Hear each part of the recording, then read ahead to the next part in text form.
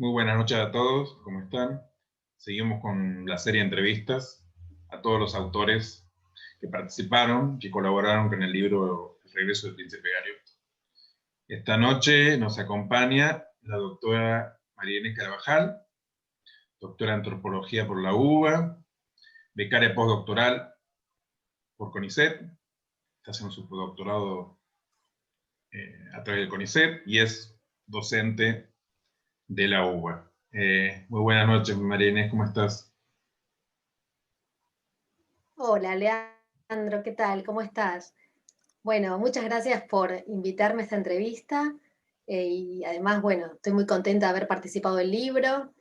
Sé que ya está teniendo muy buenas repercusiones, eso es muy bueno, así que te felicito a vos y a todo tu equipo por el gran trabajo que hicieron.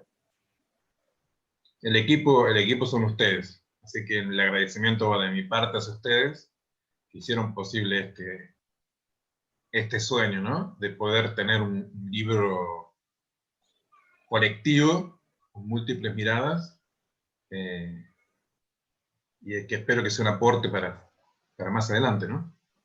El otro día en una entrevista me comentaban que es un libro que se está reescribiendo constantemente, ¿no? Cuando se lee. María Inés colaboró con un artículo muy interesante que se llama Entre el COVID-19 y el cambio climático. Reflexiones de las ciencias sociales en tiempos de crisis. Una mirada diferente a la mirada que siempre que estamos acostumbrados a tener en la actualidad, que siempre se toca, digamos, directamente las cuestiones políticas partidarias, chicaneo por un lado, chicaneo por el otro lado, bombardeo televisivo y el tema económico, que son las dos grandes discusiones que se están teniendo en los últimos tiempos. Pero María Inés trae una visión diferente. ¿Nos querés contar un poquito de qué trata esto? Por favor. Sí, sí, cómo no. Bueno, la idea del texto, del artículo, fue plantear otra mirada con respecto al abordaje de este virus, el coronavirus, e intentar relacionarlo, articularlo con la cuestión del cambio climático.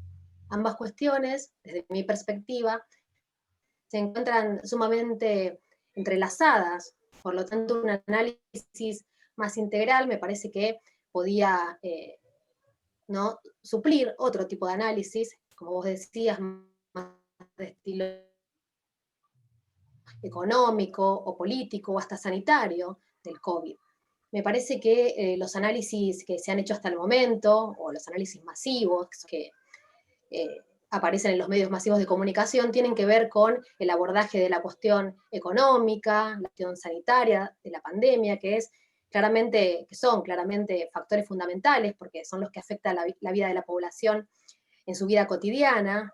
Por ejemplo, el caso de la recesión global que estamos padeciendo en este momento, pero faltan análisis, o no son tantos los análisis que den cuenta los motivos, los orígenes y las causas que nos llevan a una situación como la que estamos experimentando en el día de hoy. Esto tiene que ver con los orígenes y las causas socioambientales de esta pandemia.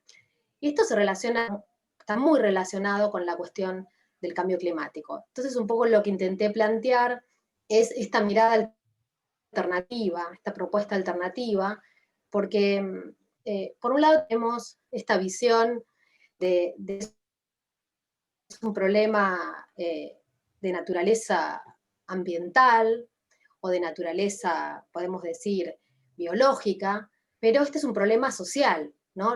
Tenemos las consecuencias y los impactos en nuestra vida cotidiana. Entonces, al ser un problema social, debe ser abordado por las ciencias sociales. Entonces, ¿qué podemos aportar los científicos sociales al análisis de esta pandemia? Por un lado, la pandemia ha puesto de relieve las desigualdades, las vulnerabilidades preexistentes, las desigualdades entre países y el abordaje también, ¿no? de estos problemas. Por ejemplo, tenemos los ejemplos de Estados Unidos y Brasil, donde ha predominado donde se ha priorizado la cuestión económica por sobre la vida y, por sobre la vida y la forma en la que las personas responden a este virus. Por ejemplo, acá en Argentina ha sido completamente diferente. Ha habido una presencia muy importante del Estado para cuidar la vida de las personas y desarrollado diferentes políticas públicas para asistir a los sectores más vulnerables. Lo mismo sucede con el rol de la ciencia en la toma de decisiones. Podemos ver cómo en Estados Unidos y Brasil, como países paradigmáticos, no se toma en cuenta el rol climático. Acá en Argentina el rol de la ciencia ha sido fundamental, por eso es que, si bien ahora estamos en una situación bastante complicada, la pandemia se ha sobrellevado correctamente, al menos los primeros meses, cuando hubo una cuarentena estricta para fortalecer todo el sistema de salud que venía casi corrompido con 4 años de neoliberalismo con el macrismo. Entonces lo que vemos son estas respuestas políticas a la cuestión del coronavirus. La pandemia, además de presentar una cuestión, ¿no? Además de ser una crisis social, también presenta oportunidades para repensar qué modelos de desarrollo presentes, futuros y deseables de sociedad queremos tener.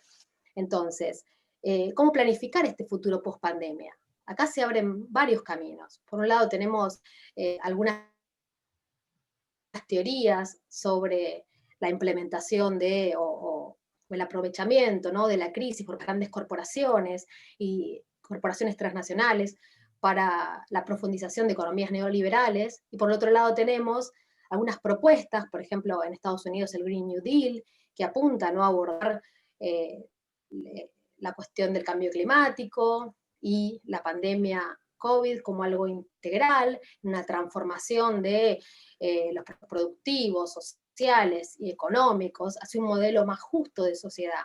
Acá en Latinoamérica también se ha presentado una propuesta que es el Pacto Social, también pretende, justamente en línea con este Green New Deal, proponer un sendero más justo con transformaciones que sean más profundas de la sociedad en la que nos encontramos inmersos. Entonces, tenemos visiones antagónicas, ¿no?, y distintas, donde se ponen en juego los valores de las sociedades, el conocimiento. Entonces, este presente y este futuro se encuentran en disputa. Entonces, me parece que la construcción de alternativas, ¿no?, y la representación de futuros distintos nos puede ser útil para pensar otra forma, no solamente de vincularnos entre nosotros, cómo construir comunidad, sino también cómo vincularnos con la naturaleza. Y aquí entra la cuestión del conocimiento científico, ¿no? Hay grandes consensos, como digo yo en el artículo, sobre la cuestión del cambio climático y el COVID, en torno a, por ejemplo, cómo la ciencia informa la toma de decisiones.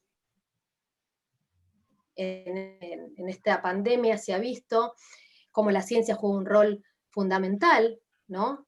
Sin embargo, la ciencia no es suficiente, se requieren espacios de participación ampliada, justamente por la multidimensionalidad y la complejidad de estos problemas que estamos experimentando en la actualidad. Entonces, me parece que la participación ampliada, la participación de todas las comunidades, de todas las personas que se encuentran involucradas en estos procesos, es fundamental para un futuro distinto. No es en la esfera del ámbito científico, sino en el ámbito político y social, donde se tienen que tomar las decisiones que afectan a todos los seres humanos. Entonces la participación ampliada, la participación social, es fundamental para abordar estas cuestiones. Entonces, me parece que el rol de las ciencias sociales es hacer visible, darle visibilidad y repensar de manera creativa lo que sucede en los territorios, porque en los territorios, cuando vemos las diferentes formas en que las sociedades se organizan para enfrentar la crisis, es donde se encuentra la mayor capacidad creativa para poder abordar cuestiones como la pandemia, que quizá en un pasado no tan lejano hubiéramos visto esto como un escenario distópico, ¿no? Un escenario indeseable, que ahora no, claramente nos ha llegado, ¿no? El futuro ya llegó, el futuro es este. Entonces, bueno, ¿cómo podemos pensar un futuro distinto? Todos estos debates, ¿no? Las disputas en torno al presente y al futuro, requieren pensar respuestas, ¿no? ¿Qué respuesta podemos dar desde las ciencias sociales, mostrando cómo se recrea el territorio? Entonces, podemos ver cómo diferentes colectivos encuentran otras formas, ¿no?, de vincularse entre sí y con la naturaleza. Es uno de los ejes más interesantes con respecto, me parece, a este artículo que pretendo contar aquí en esta entrevista. Entonces, con respecto a la pandemia, a la cuestión socioambiental, que es lo que nos trae el eje fundamental, puedo hacer referencia a un libro de David Quammen, que se llama Spillover, que es derrame o desbordamiento. Él lo que dice, y fue escrito en el 2012, es que este tipo de pandemias, este tipo de virus zoonóticos, son factibles de que sucedan y que pueden volver a suceder. Esto tiene que ver con el vínculo que los seres humanos establecen con la naturaleza. Por ejemplo, él destaca cómo la explotación de la vida silvestre, la destrucción de los ecosistemas y los hábitats hacen que los seres humanos entremos más en contacto con determinadas especies exóticas, generando un caldo de cultivo para este tipo de virus zoonóticos. Otros autores hacen referencia a la deforestación y a las actividades extractivas, también vinculadas a la ganadería industrial, a la agricultura industrial, con todas las consecuencias negativas, ya sean en términos ambientales, económicos y sociales. Entonces, no es casual que haya habido otro tipo, ¿no?, de virus como la gripe aviar, la gripe porcina, el ébola, y todas estas tengan sus orígenes en cuestiones socioambientales. Entonces, es claro preguntar, si no cambiamos una determinada forma de vincularnos con la naturaleza, es muy factible que estos virus cada vez sean más frecuentes. Por lo tanto, hay que pensar, ¿no?, esta crisis socioecológica, y hay que darle la importancia o la relevancia que se merece para que esto no vuelva a suceder. Entonces, yo lo que planteo en el artículo también es cómo acercar a la gente, a la población, información que ponga de relieve de qué forma la crisis socioecológica que estamos experimentando tiene incidencia en la vida cotidiana de las personas. Muchas veces encontramos miradas que piensan a la naturaleza como algo pristino, alejado de nosotros, o por otro lado pensamos a la naturaleza como un recurso natural a ser explotado. Y tenemos que formar otro tipo de vínculo, que no sea ni una naturaleza intocada, una naturaleza, como decía recién, pristina, ni tampoco una naturaleza solamente para explotarla como fuente ilimitada de recursos, ¿no? Para muchas personas y muchos colectivos, la naturaleza es mucho más que eso, ¿no? Entonces, poner de relieve esta forma de vincularlos con la naturaleza es un ejemplo para pensar otros futuros alternativos.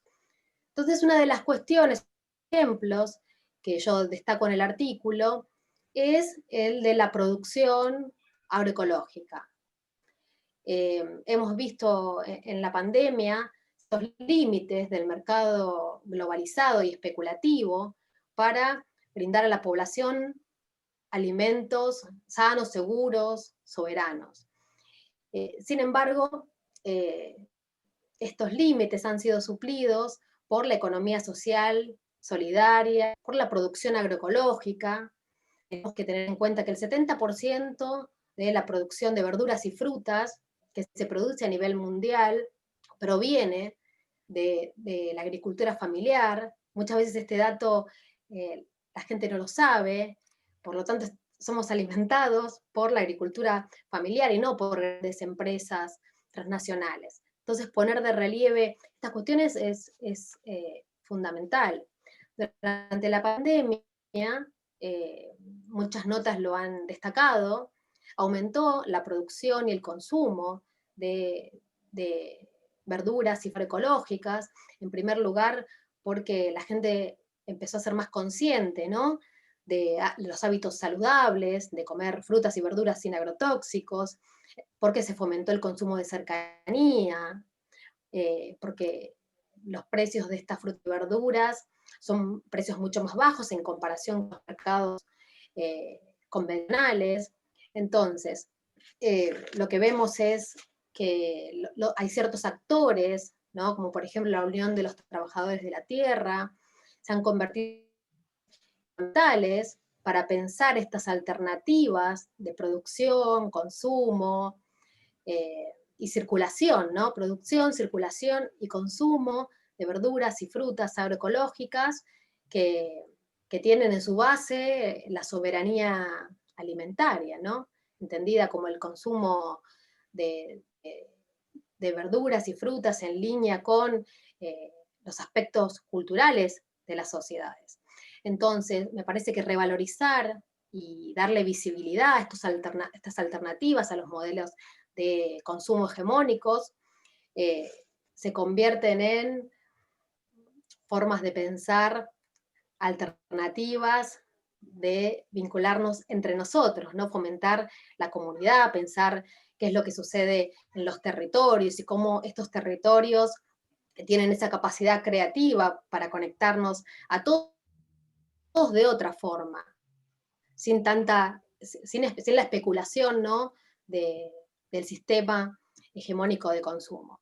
Entonces, me parece que por un lado, repensar los patrones de consumo también puede llevar a la población a demandar al Estado políticas públicas que no solamente nos provean a todos de mejores alimentos, sino que también fortalezcan a estas asociaciones de productores y productoras familiares, a la agricultura familiar, para que puedan tener mayores derechos, acceso a la tierra, políticas públicas que fortalezcan la agricultura familiar, la agroecología y la soberanía alimentaria.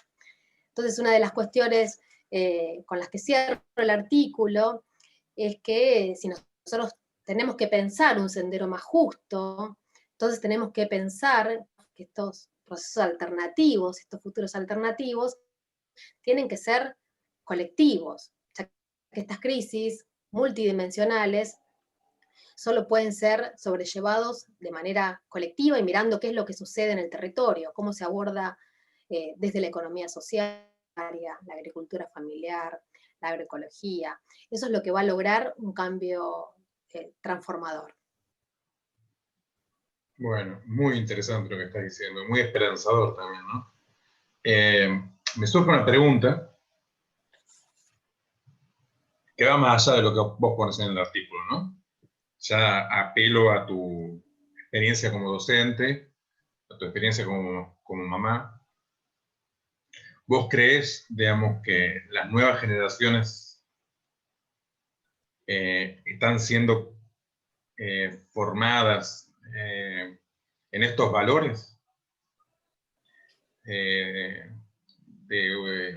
Valores que tienen que ver con una nueva relación con la naturaleza.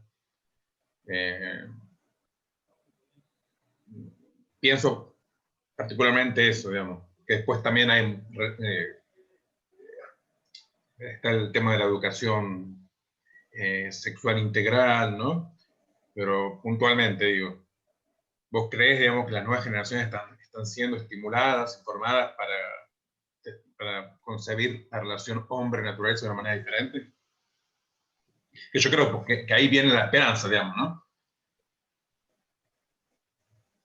Bueno, yo creo que los cambios, hay muchos cambios que estamos viendo en nuestra vida cotidiana, ¿no? Por ejemplo, vemos cada vez mayor cantidad de jóvenes involucrados en abordar la crisis climática y ambiental, como por ejemplo Jóvenes por el Clima, que son un ejemplo de qué forma los colectivos empiezan a involucrarse cada vez más y empiezan a surgir, porque piensan otro tipo de futuro y quieren otro tipo de futuro para ellos. No sé si la formación y la educación está a la altura de esas demandas. Quizás sí falte mucho para trabajar dentro del ámbito de la educación, pero sí hay mucha esperanza cuando pensamos, por ejemplo, en el surgimiento hace 2 o 3 años de Greta Thunberg, como líder de este movimiento de jóvenes por el clima a nivel internacional, como vemos cada vez más movimientos sociales, como la Unión de los Trabajadores de la Tierra, como te comentaba recién, que tienen una escala nacional, que promueven la agroecología, las actividades, la economía social, solidaria, que construyen comunidad, ¿no? Que ponen la vida en el centro de sus demandas. Y me parece que sí, que se ven grandes transformaciones, pero los cambios culturales también son lentos y muchas veces trascienden las perspectivas individuales. Necesitamos un cambio en el sistema. Quizás sí es muy difícil pensarlo en estos términos, porque hay una gran frase que es más fácil pensar el fin del mundo que el fin del capitalismo, ¿no? Quizá hay que transformar el sistema, pero sí creo que pequeños cambios pueden ir creciendo, no sé si a la velocidad que nosotros quisiéramos, pero sí se están produciendo grandes cambios. Desde el punto de vista de la educación, me parece que falta mucho tener esta mirada más integradora entre lo humano y no humano, este vínculo con la naturaleza, que nosotros vivimos en una urbanidad brutal, ¿no? Casi no tenemos espacios de vínculo directo con la naturaleza, ¿no? Entonces, me parece que si bien es un desafío muy grande, sí creo que los cambios, hay cambios que se ven en el día a día. Y también depende ¿no? de nuevas generaciones. Muchos, por ejemplo, se han convertido al vegetarianismo, al veganismo como forma de dar respuesta a esta crisis. Sin embargo, no es suficiente, nunca va a ser suficiente reciclar, nunca va a ser suficiente dejar de comer carne, hay que exigir cambios más profundos, y esos cambios más profundos siempre vienen también de la línea del Estado, ¿no? A través de políticas públicas que promuevan realmente cambios transformadores. Entonces, me parece que ahí está el eje, ¿no? Cómo la ciencia puede informar la toma de decisiones de los actores políticos, pero a su vez los políticos tienen que involucrarse en el territorio. Eso es muy difícil que pase, pero si surgen colectivos, movimientos sociales que demanden esos cambios, entonces es más factible que los cambios sucedan. Claro. Nunca se alcanzó un derecho, ¿no? Gratuitamente, sino siempre a través de la lucha, ¿no? Así que Exacto. me parece interesantísima postura, María Inés. Aparte, una de las pocas posturas esperanzadoras que tuve hasta ahora, ¿no? Todas terminan siendo posturas desalentadoras, en el fondo, ¿no? Pero bueno, me encantó el texto, me encantó esta bajada a lenguaje coloquial del texto para que llegue, digamos, a otro público que no necesariamente es el que va a leer el texto, o sí, tal vez sean las mismas personas que leen el texto y complementen su lectura escuchándote a vos explicar el texto. Te agradezco muchísimo tu tiempo. Me imagino que debes estar ocupadísima como docente. Así que te agradezco mucho que te hayas tomado estos minutos para charlar con nosotros. Esperamos seguir en contacto y siempre esto se publica en YouTube. Y abajo hay comentarios, así que tal vez se puede interactuar con la gente sobre estas temáticas. Perfecto. Ojalá así sea. Que abra el debate. Se habla del debate que siempre es interesante y fructífero. Siempre es interesante. María Inés, ¿querés agregar algo Bueno, más muchas vos? gracias, Leandro. No. Solo bueno, si tienen alguna duda o consulta o profundizar algún tema, pueden dejar en comentarios. las vamos a contestar y podemos entrar en discusión, intercambiar, que siempre es muy bueno. Así que los invitamos a todos y todas a que... Bueno, María Inés, muchísimas gracias. No, gracias a vos, Seguimos en Leandro. contacto. Bueno, gracias a todos. Nos vemos en la próxima entrega. Buenas noches.